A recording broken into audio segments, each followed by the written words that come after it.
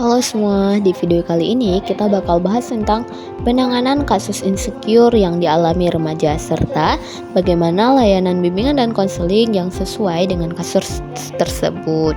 Jadi yuk kita simak videonya. Di video kali ini pembahasannya adalah tentang definisi dan karakter insecure, faktor penyebab insecure pada remaja, dan bagaimana strategi bimbingan dan konseling untuk mengatasi masalah insecure yang dialami oleh remaja. Nah, sekarang kita bakal cari tahu apa itu definisi dan karakteristik dari insecure.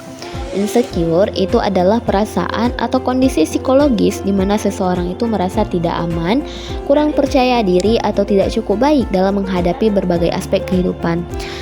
Jadi, rasa insecure ini itu seringkali berhubungan erat dengan ketidakmampuan individu untuk menerima atau mencintai diri mereka sendiri.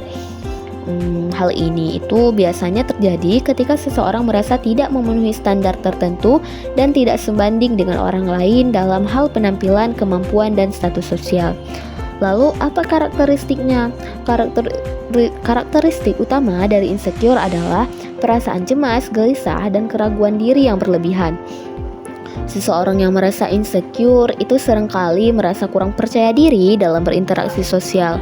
Mereka merasa takut untuk ditolak atau merasa tidak cukup baik untuk memenuhi harapan orang lain.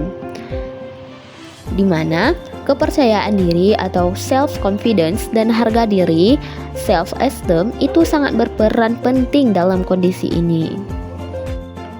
Selain definisi dan karakteristiknya, kita juga pasti ingin tahu apa saja faktor penyebab insecure yang terjadi pada remaja. Yang pertama adalah faktor perbandingan sosial. Remaja seringkali membandingkan diri mereka dengan teman-teman sebaya atau orang lain di sekitar mereka.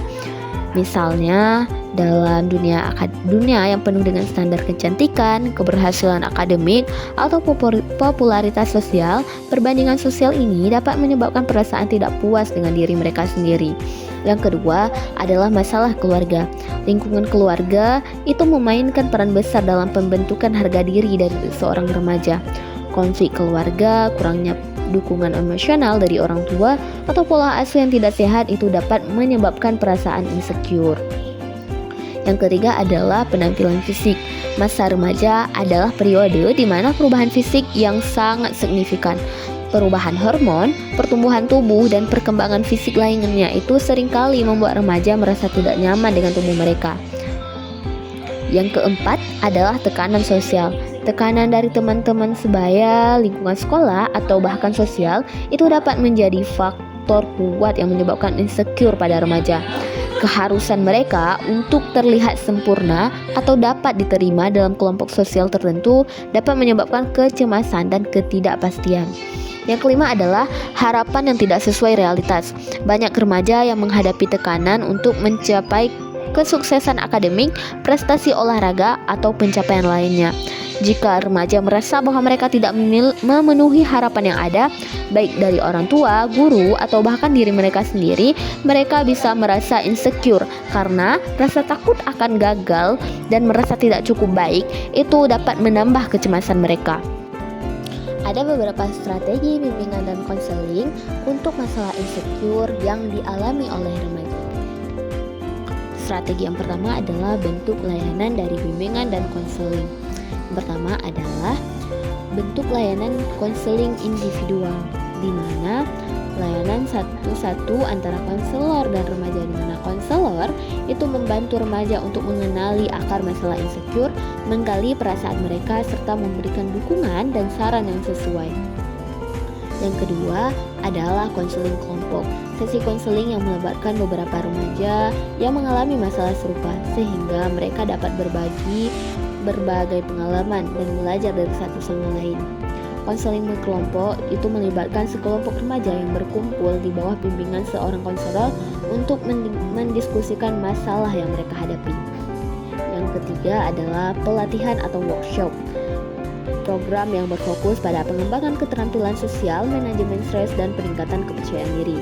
Selanjutnya adalah konseling berbasis keluarga. Ini di mana pendekatan yang melibatkan keluarga untuk mendukung remaja dalam mengatasi perasaan insecure mereka. Ada beberapa tahapan dalam penanganan insecure pada remaja.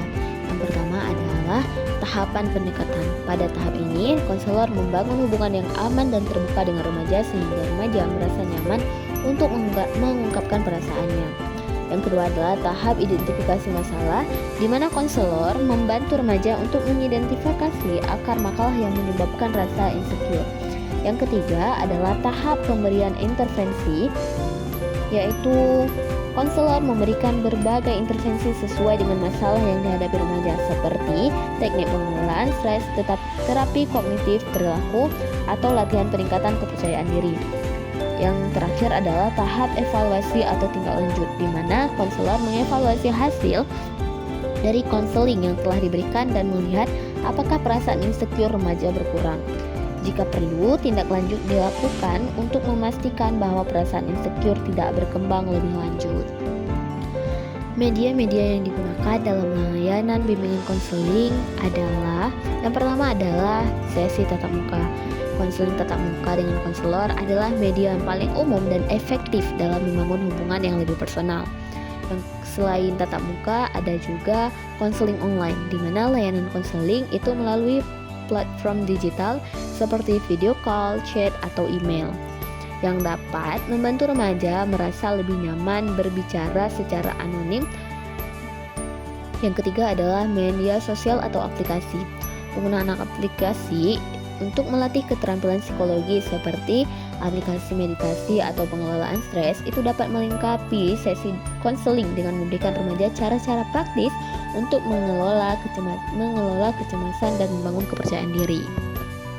Nah, selain itu kita juga perlu mengetahui langkah-langkah apa saja yang diperlukan dalam proses bimbingan dan konseling. Yang pertama adalah membangun relasi yang positif antara konselor dan remaja. Yang kedua adalah mengidentifikasi penyebab rasa insecure yang dialami oleh remaja, seperti perasaan tidak cukup baiknya, perbandingan sosial, atau pengalaman negatif yang membekas. Langkah yang ketiga adalah membantu meningkatkan self-esteem, di mana konselor akan memberikan intervensi untuk meningkatkan self-esteem remaja melalui afirmasi positif, pengembangan keterampilan sosial, dan pengenalan kekuatan diri. Yang keempat adalah mengajarkan teknik pengelolaan stres, di mana remaja yang sering kali merasa insecure itu mengalami kecemasan yang berlebihan. Yang terakhir adalah mendorong perubahan perilaku. Ini dapat dilakukan dengan melalui latihan dan teknik konselor dan konseling. Konselor mendorong remaja untuk mengubah perilaku yang memperburuk perasaan insecure, seperti menghindari situasi sosial atau menurunkan harapan diri. Nah, jadi kesimpulannya adalah penanganan kasus insecure yang dialami remaja itu merupakan langkah penting untuk mencegah dampak negatif yang dapat mempengaruhi kesehatan mental, sosial, dan akademik mereka. Rasa insecure yang muncul pada masa remaja itu seringkali disebabkan oleh faktor internal dan eksternal.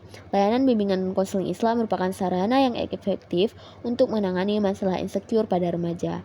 Melalui pendekatan yang empatik dan dukungan yang konstruktif, konselor dapat membantu remaja mengenali penyebab insecure dan membangun kembali kepercayaan diri mereka.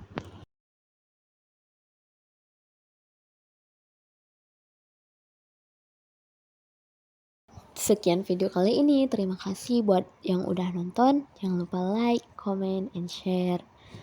Bye-bye.